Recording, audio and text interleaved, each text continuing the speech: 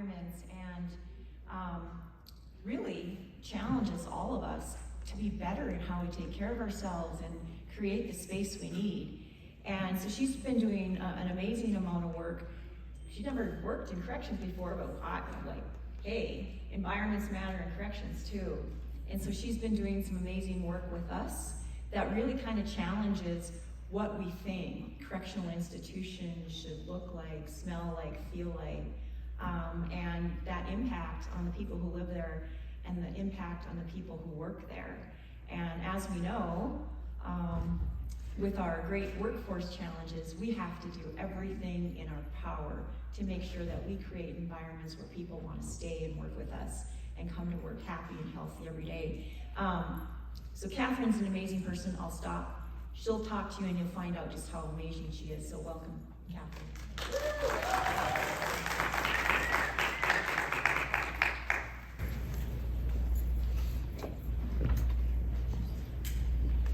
So, hi everybody. My preference is never to stand behind a dais because I am so short. But you know, it's Sunday morning. It's hard. It was hard for the tech people too, so they just took off. And so we're doing the best we can. I appreciate you all being here. I do know that Sunday morning it's like you know a lot of us need to take off and get back to work on Monday. So. We are a small but mighty group, and I hope you enjoy this. But first off, I want you to take a second and just close your eyes. I don't know if this clicker is going to reach, so I might have to walk back and forth. But close your eyes for a second.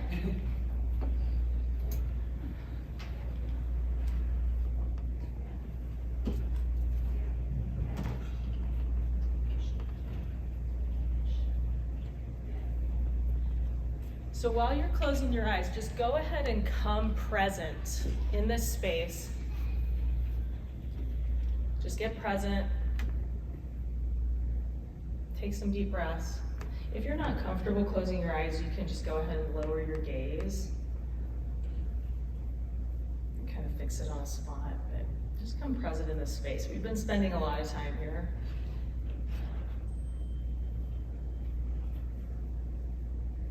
And now for a moment, turn your attention to the sounds in the room. Just listen.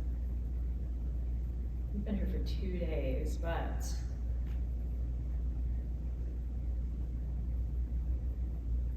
take a few moments to really listen.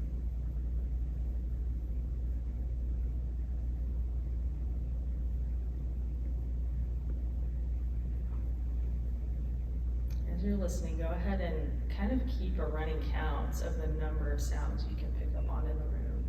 What you'll probably find is that as you listen, continue to listen in the quiet, you're going to start to hear more subtle sounds. I'm going to be quiet for just about a minute.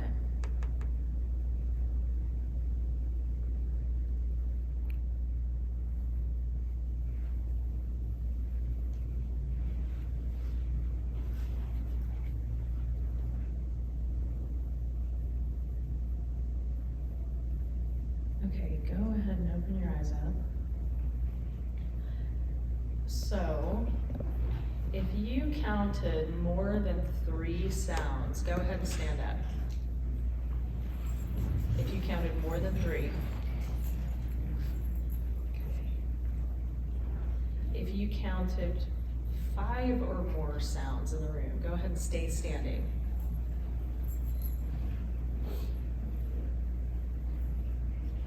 If you counted 6 or more.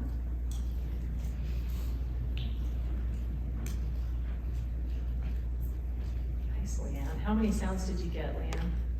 Well, I can't stand the sound of a ticking clock, so everything.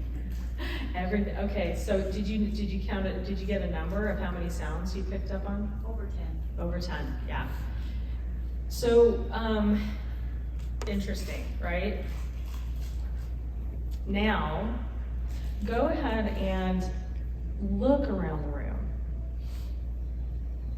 Again, we've been here for about 2 days more, but really look at the room. Look at the ceiling, look at the colors, look at the light. try to see if you can notice some things you haven't noticed yet, you didn't notice before, even though you've been sitting here for a couple of days. Just really look.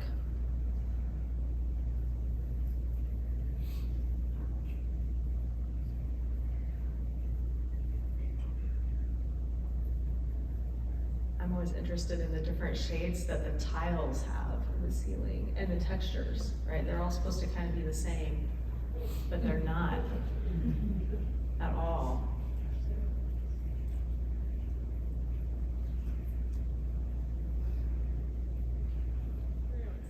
So this is our environment. And I'm sure that, I mean, how many of you, when you saw the thing about what's about the environment, it's going to be about taking care of the environment, right? The earth. Did any of you kind of think that's where we were going to go with this? Yeah. But this right here, this room, has been our major environment for the past couple of days. I want to ask you a question. How many of you, and you can do this by a raise of hands, how many of you have felt relatively comfortable in this room for a few hours at a time? How many of you think you would be comfortable in this environment for 8 hours straight without leaving?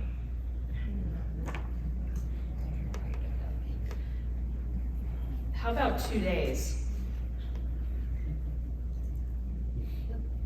Do you think it would enrich you? Look at the colors, the light, the sounds that you're hearing. How about 12 months? So think about that for a moment, okay? Our environment. So one thing I want us to really think about is that our environment, and hopefully you picked up on this in doing these couple of little exercises, there are myriad components to an environment at any given moment. And at every given moment, each one of those components is either contributing to our overall health or detracting from it. And there's a continuum, right? Some components of our environment are extremely damaging to our health. Some are more in the middle, some are just kind of irritating. They might start to wear away at us. And this is a pretty comfortable environment. The chairs are pretty comfortable, it's quiet. But 2 days, I don't know that I'd want to be. I know that I was ready for some sunshine after a few of those talks. You start to lose track of what time is it. It becomes tiring, right? The fluorescent light. That's what we're talking about when we talk about health and environment. That's what I'm going to talk about with you today. So, COVID, right, was really interesting. And what happened for me, and I think a lot of us, that experience, and this idea of unmasking, was that some of us were sent home, right? Some of us had to be in these environments that were now extremely stressful. For me, my experience, I was on Zoom meetings, and it started out, everybody would kind of show up like this, right? You'd have makeup on, you'd put the shirt on. I mean, there are jokes about everybody had pajama pants on underneath and slippers, and why not, right? And as the months wore on, we started to see more of us women showing up with a hoodie on and a ponytail, just kind of going, you know, why? Why? Why am I dressing up? For the important meetings, we still did though, right? It depended on who was going to be there, and it still does depend on who's going to be there. I also started to see, I remember one meeting in particular, we were on a meeting with a tech company, and here comes the 7-year-old of the woman in this company, head of this company, the 7-year-old up behind her who's doing school at home. And this is real life. This is what's happening. And I think in a way, one of the gifts that COVID gave us was this unmasking kind of opportunity to see it a little bit into each other's worlds a little bit more. We were not able for very long to sort of keep up a mask of everything's fine, I'm okay. We weren't okay. There was a lot of fear a lot of fear, and fear, as we know, breeds discontent. Fear breeds discontent. So all that discontent that happened, all the arguing over masks, guarantee you at the bottom of it was just a lot of fear. People were scared. But that gift of realizing maybe we can do things a little bit differently. Maybe I don't need to come in full makeup all the time. Maybe I can show myself a little bit more to these people around me, and it's okay. The word vulnerability has come up a lot in this conference. And I am amazed by some of our speakers who have shown tremendous courage in being vulnerable up here in front of this audience. And I think as women, we feel a little more safe to do that with each other, which is beautiful. I think it's starting also to bleed over to men as well, and that's a beautiful thing, that we're able to show more vulnerability.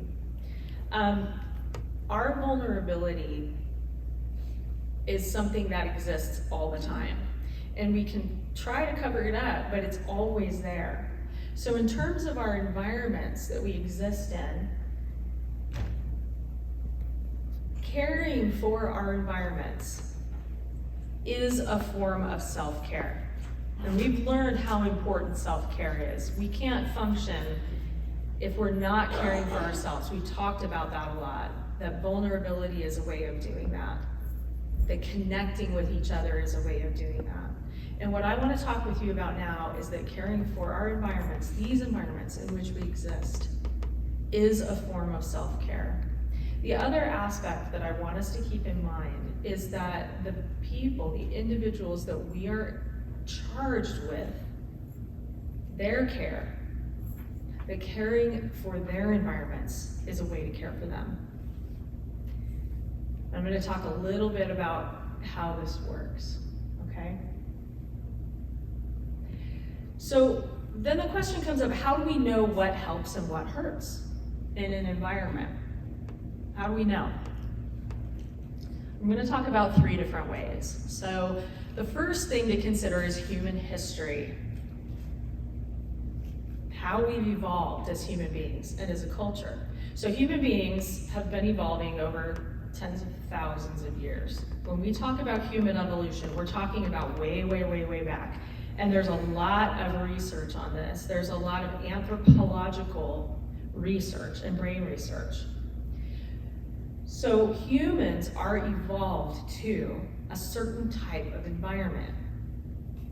Our environments have changed dramatically over the past just few hundred years.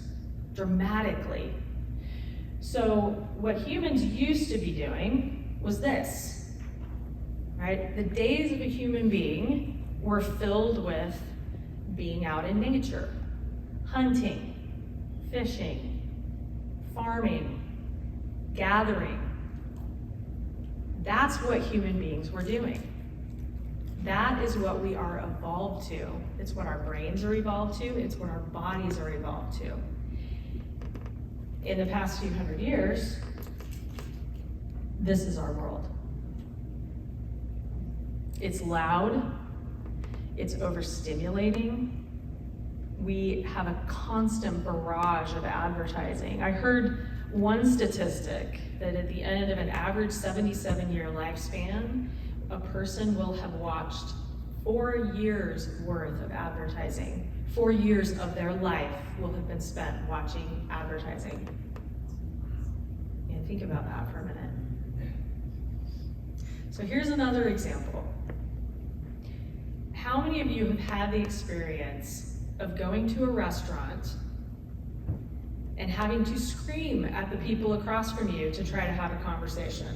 Have any of you had that experience? Yeah, okay. So you think about that. Think about concerts, right, that are that noisy.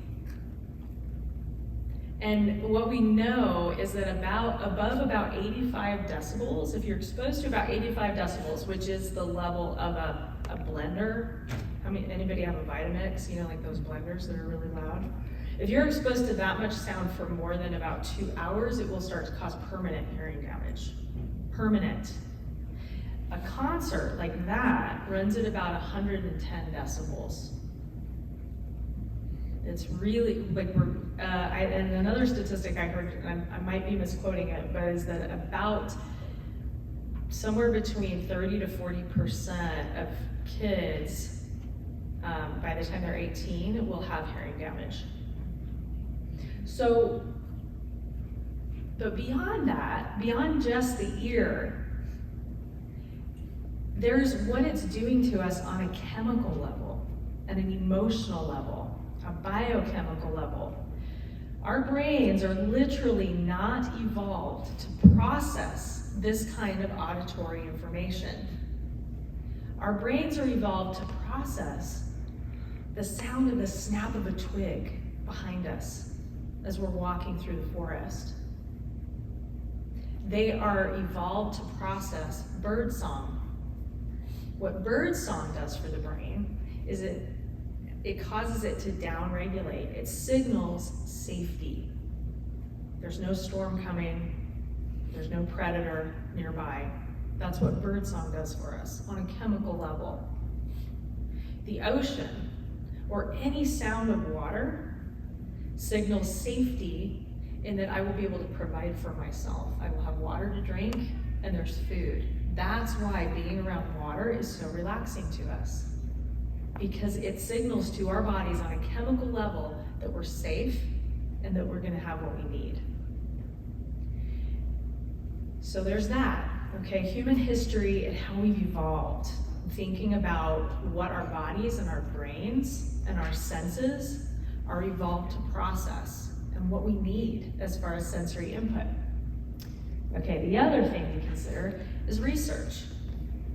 There is a ton of research going on right now, and it has to do with the fact, like just an explosion of research, because we now have these incredible fMRI machines, right? So it's technology that's beautifully and wonderfully allowing us to map the brain and measure micro differences in the chemical levels in our bodies. For example, one of my favorite studies I read recently is about the body's and brain's reaction to the ocean, to being connected with the ocean. The reason that they were able to do this study was because some company developed an fMRI machine that was a swim cap. And these people were able to put this fMRI thing on their heads, jump into the ocean, and they were to have a live feed of the brain activity reaction when a person jumped in the ocean. It's absolutely incredible stuff. So there's a ton of research out there. All you have to do is go on Google Scholar and type in some keywords and you can find it. It's really great. The third thing is to just pay attention. And I am pretty convinced that this is a lost art. And it's one of the reasons that I push mindfulness so much. It's not just because, oh, we know that meditating helps us feel good, it helps me concentrate better. It's because I think on a biochemical level, we need this. Human beings 200, 300 years ago, 400 years ago, had mindfulness built into their daily lives. There was a lot of silence. There was a lot of paying attention, like we did in this room. Just really paying attention to what's going on around us. How often do we do that? I know usually for myself, it's the thoughts in my head, just going like this, going. But really learning to pay attention. How does this space feel when I walk into it? I don't think we can undervalue that. The research is great, right? It's really good stuff. But we have to learn to pay attention to ourselves. How does my body feel? How does my heart feel when I'm in this space? What do I need? And that's why I push mindfulness a lot, because we have to learn to do it again.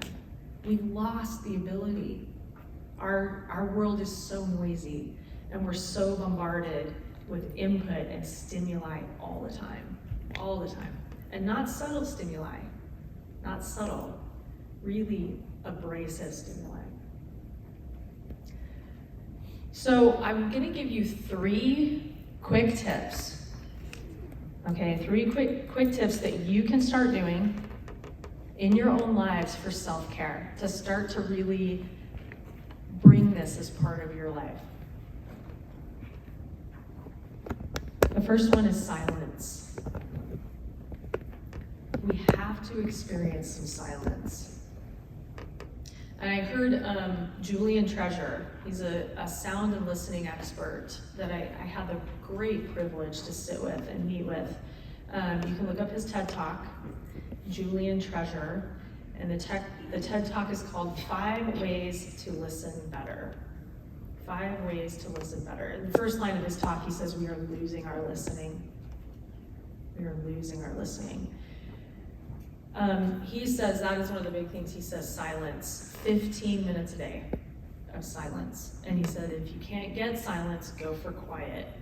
What I encourage people to do is when you get in your car for your morning commute, don't turn the radio on. Just drive in quiet and silence. It's a really good time. When you go home at the end of the day, use it as a time to reset. Keep the radio off. Keep the news off. Just be in some quiet, okay? That's a time that's already in your day that you can work it in if you have a commute. If not, if it's walking the dog, do it in silence and quiet. Just find those little places for it in your day. And it is life-changing, I promise you. A lot of times the first thing that will happen when you start doing this, trying to experience silence, is that your brain will get really noisy. Okay, all of a sudden those thoughts will just start coming. And I think a lot of us want sound on a lot of the time, a lot of people, because we're uncomfortable with those thoughts that start coming up. And this goes back to that vulnerability piece, right? We have to be willing to kind of sit with that. And as I've heard poets say, go to the bottom of the well, right? Go down into the dark. Go to those places. And that speaks to another wonderful talk we heard at this conference about that vulnerability and doing the self-work. But what is the wonderful thing that happens is that when we sit in silence long enough and we let those thoughts just kind of run through, they will start to quieten. They'll start to slow down, they'll start to soften, and then you'll start to be able to experience some real silence, and it's delicious. It's absolutely delicious. Nature is the other one. And again, as we're talking about this, thinking also not only in terms of ourselves, but in terms of the populations that we serve. They need this too. And again, on a biochemical level, they need this. This is what all of our bodies are evolved to need. Nature. We need connection with nature. There is something about not being connected with nature that is starving to us. So once again, it's not about just what we need to eliminate, but what do we need to add into our lives? What are our bodies and our brains and our senses craving? They're craving the sound of water. They're craving the sound, moving water especially. They're craving the sound of the breeze through the trees. They're craving the sound of just the movements of grasses and branches and leaves. That's what our senses are evolved to. And of course, I'm sure you all have heard there's studies and studies and studies on plants, right? And just having a connection, having a plant in the room, it cleans the air, it makes the air better. But there's also an organization called the Institute of Heart Math. I don't know why they're called Heart Math. It has nothing to do with math, but the organization was started by a cardiologist and a neurologist, and they look at the connection between the brain and the heart, and they consider the heart to be the energetic center of the body, because in stuff I don't understand, because I'm not a medical expert, but the heart sends more messages to the brain than the other way around, actually. They are doing now a study on trees. and they've completed it, and then their study is ongoing. But they study a lot of electromagnetic fields, like the electromagnetic fields that are generated by us as human beings. And again, they have instruments now that can measure this, which is just amazing. But their study on trees looks at the way that trees communicate with each other. We know in Japan that they have a long-standing tradition of tree bathing, or they call it forest bathing. It's something that they've had for millennia, probably, and they know is healing to us. And now this organization, the Institute of Heart Math, is starting to show us why that is the case. They're starting to measure those electromagnetic fields and the way that they communicate. Very cool stuff. So exposure to nature. What I suggest is if you cannot get out to nature, bring nature into you. I've heard people say, but I kill plants. It's okay. There are a lot of really good plants that you can't kill. Just go to your local nursery and tell them I kill plants. So what do I need to start with? And if your plant dies, it's okay. Just go get another one. There are plenty of plants. So just bring it into you. The third one is meditation. Again, this is not something that is religion to believe through all the work and the reading and the studying that I have done, that practicing mindfulness has become necessary to our overall health because it is no longer built into our lifestyles where it used to be for humans. It used to be built into our lives. So people say, well, this is just this is the next trendy thing, right? Meditation. Yeah, because we need it now. We didn't used to need it, but we do now. 15 minutes a day. That is the recommendation. So the research shows that at that 15-minute mark is where we start to reap all of those benefits that you get from mindfulness. Better concentration, lower cortisol levels, all the biochemical stuff that is so wonderful that people get from meditation. It's that 15-minute mark where we start to actually see it. So at least 15 minutes a day. Obviously, if you can do more, that's great. There's no right way to meditate, okay? So if there's some teacher or something saying this is the right way to do it, that is not true. There is no right way to do it. You just figure out what works for you. Some people like to have a sound that they focus on. That helps them sort of focus in their attention. Some people like to use a guided meditation. That's a great way to start. I love the sitting in silence thing because then you kind of get your silence and your meditation in at the same time. So you can kind of kill two birds with one stone for people, especially who are really busy. I promise you, and if you do this and it doesn't happen for you, I want you to contact me and tell me, Cathryn, it didn't work. So you're wrong. Or what do I need to do differently? But 15 minutes a day, preferably in the morning, it will change your life. It will absolutely change your life. You will feel like you have more time in your day. I promise you. And it'll take a little while to get going, because again, those thoughts start just, and you got to try things out and see what you like, but find your spot you go to every day and just sit. And just keep reminding yourself there's nothing to do right now. This is the most important thing I have to do right now. This is the most important thing. And it will support your work in every other area of your life. You'll be more present, you'll be more calm, you'll be more connected with yourself, like building that relationship with the self. That is so important. This is absolutely the way to do it. So again, yes, meditation, practicing mindfulness, whether it be yoga, Tai Chi, seated meditation, which I really recommend, 15 minutes a day, and it will change your life. It has become necessary because our brains and bodies have not caught up with the evolution of our culture. Our culture has evolved too fast for us to catch up. So that's why it is necessary. That's why it is the new trend. Okay, that's the one that if I can just say, just please do that. That's the big thing. So, I want you to close your eyes again. We're going to practice this for a minute.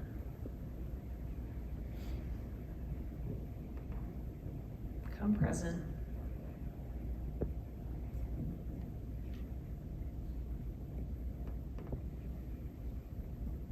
Just remind yourself there's nothing to do right now, just to be here in this space.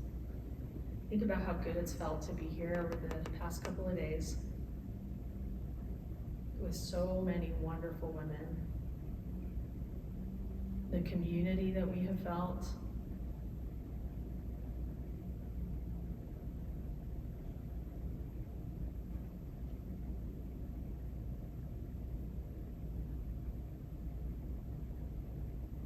Let the muscles in your face soften and relax.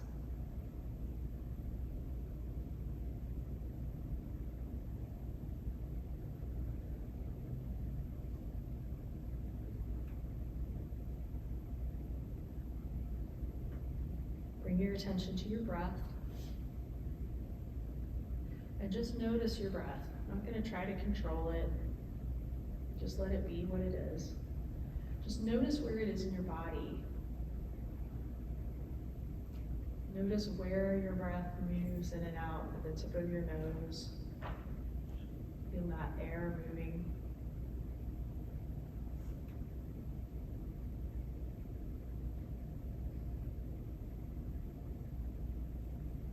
Notice the movement in your belly, your ribs, even your back. As you pay attention to your breath, have a sense of curiosity about it, like you've never noticed your breath before. Wow.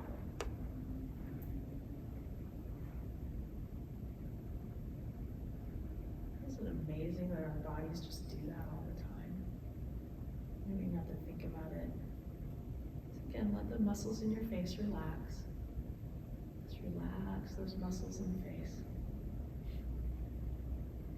the shoulders. Feel that breath.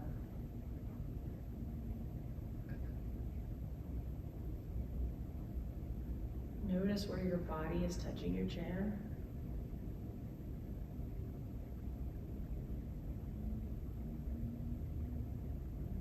Notice where your feet are meeting the floor. Or sitting up on a chair, it doesn't matter.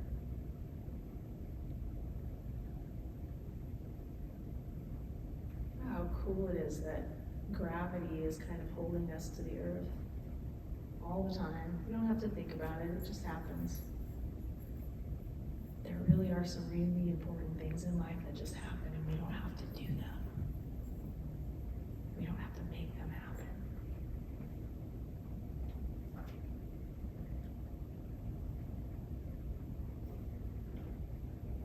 Sometimes everything really is just okay.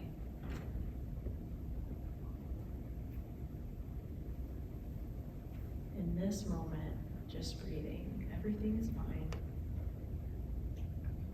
You don't have to fix anything, you don't have to do anything. Just breathe. Enjoy that breath.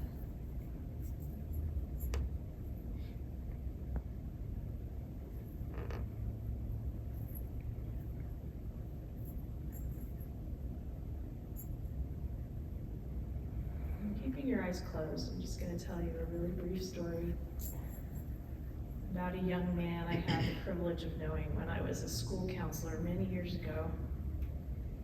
He was about 8 years old, and he had been practicing meditation since he was in kindergarten. We've been teaching it. And I asked him one time in an interview, what is mindfulness? And this little 8-year-old child said, mindfulness is sitting quietly with your eyes closed and thinking about everybody in the world who is doing the same things right now.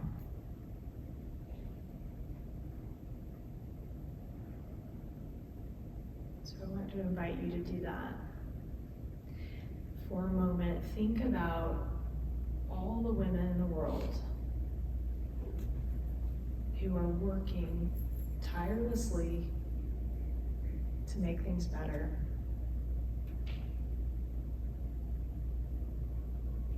They're in other countries, they're in villages. They're working on clean water projects and microloans. They're counseling each other. They're delivering babies.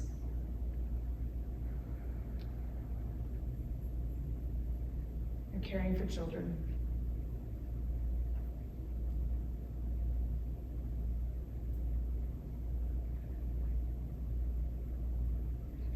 So when you face those moments where you feel alone, I want you to remember you are not in any way alone.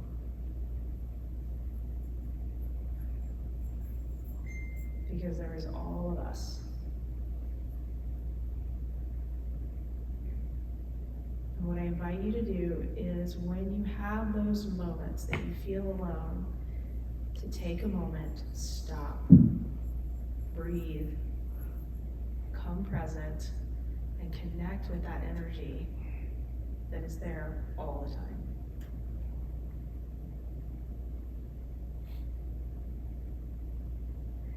Now take a really deep breath in, filling the lungs all the way up, into the back, into the belly. Deep, deep, deep, deep breath.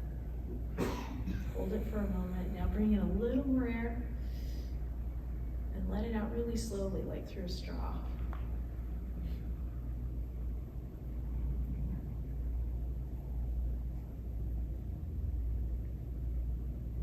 Let's do that one more time.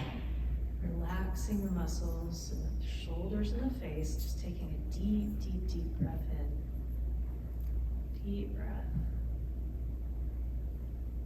Filling our lungs all the way to the top, expanding the ribs, expanding the back, expanding the belly. And then just a little more air, a little more at the top. And now just sigh it out, let it out.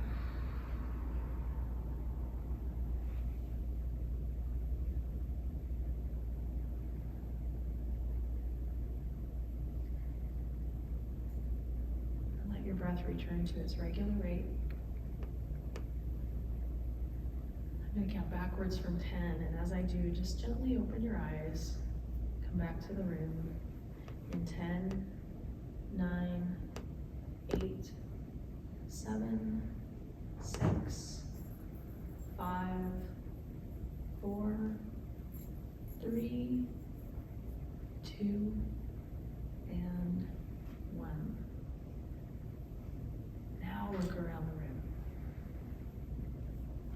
Look at the people around you. It's okay to make eye contact. It's a little uncomfortable sometimes, but it's okay.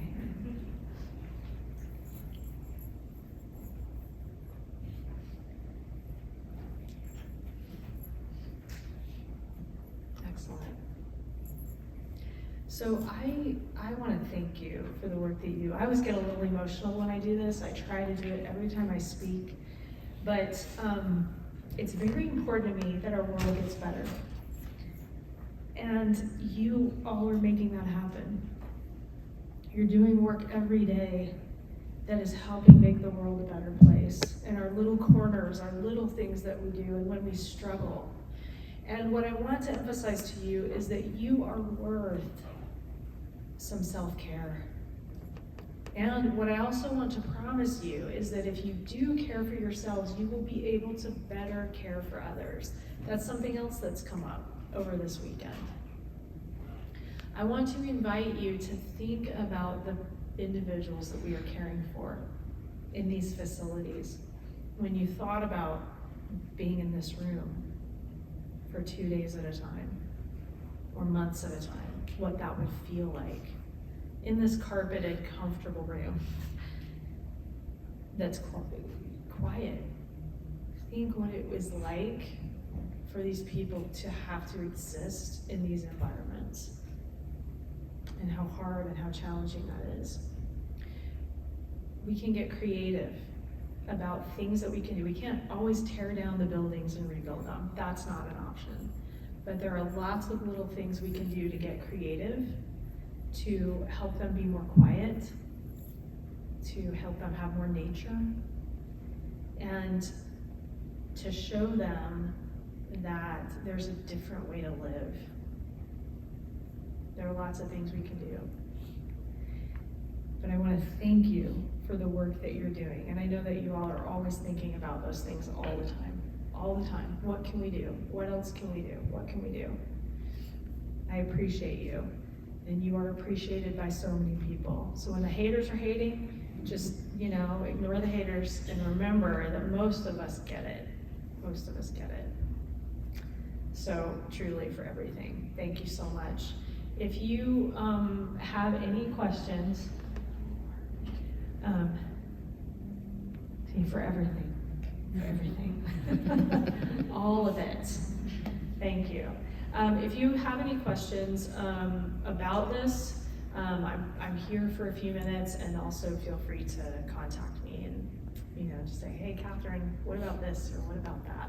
And again, if you start meditating for 15 minutes a day and you want to prove me wrong, that it just doesn't do much, I'd love to hear your story. So again, thank you so much for being here Sunday morning, and bless you all. Thank you.